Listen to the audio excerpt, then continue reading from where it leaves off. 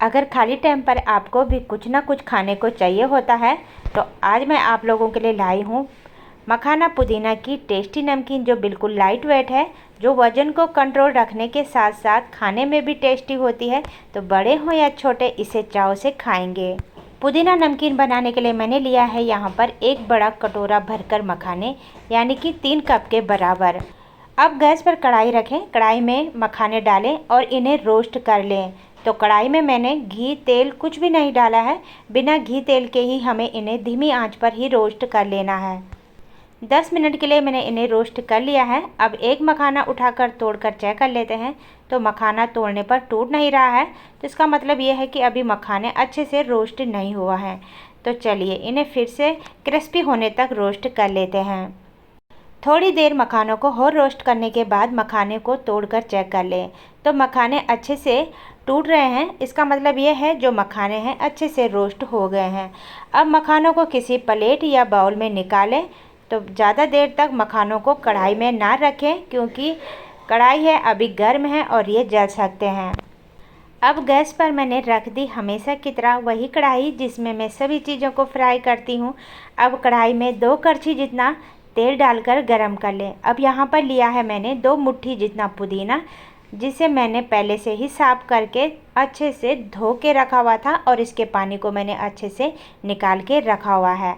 अब पुदीना को तेल में डालें और इसे चलाते हुए रोस्ट करें जब तक पुदीना क्रिस्पी ना हो जाए।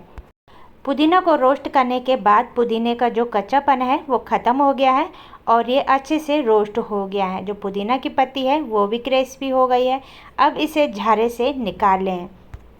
अब डाल रही हूँ मैं इसमें 15-20 कड़ी पत्ता, इसी के साथ डाल रही हूँ मैं कटी हुई 2 हरी मिर्च। तो मिर्ची कम ज़्यादा आप अपनी इच्छा अनुसार रख सकते हैं। अब करी पत्ता और मिर्ची को तब तक चलाते हुए रोस्ट करें जब तक ये अच्छे से क्रिस्पी ना हो जाए। तो यहाँ पर सभी चीज़ों को रोस्ट करने से पहले साफ़ पानी से अच्छे से धो लें, जिससे इसके अंदर धूल मिट्टी जो लगी होगी वो निकल जाएगी। अब करी पत्ता अच्छे से रोस्ट हो गए हैं, अब इन्हें झारे से निकाल लें।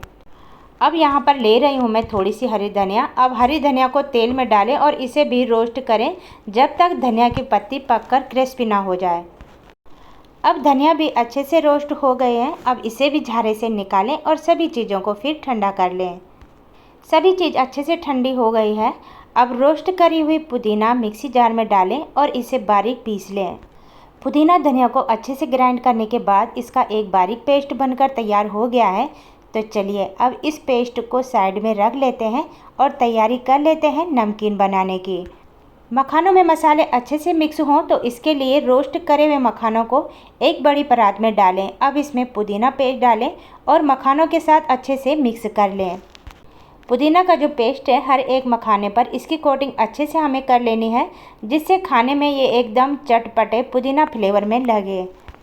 मखानों में पुदीना पेस्ट मिक्स करने के बाद इसमें अब डालेंगे हम कुछ मसाले जो इसको और भी चटपटा तीखा बनाएगा।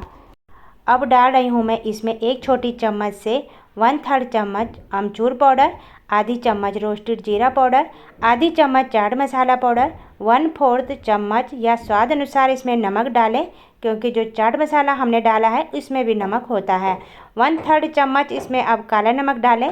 अब मसाला डालने के बाद सभी चीज़ों को अच्छे से मखानों के साथ मिक्स करें। मखाने में मसाले अच्छे से चिपक गए हैं। अब ये चटपटी पुदीना फ्लेवर वाली नमकीन तैयार है। तो इस तरह की नमकीन आपको मार्केट में नहीं मिलेगी। इसे आप अपने घर पर बनाकर तैयार करेंगे तो बिना कलर मिलाए एकदम ये प्योर और लाइट वेट नमकीन आपकी बनकर तैयार हो जाएगी।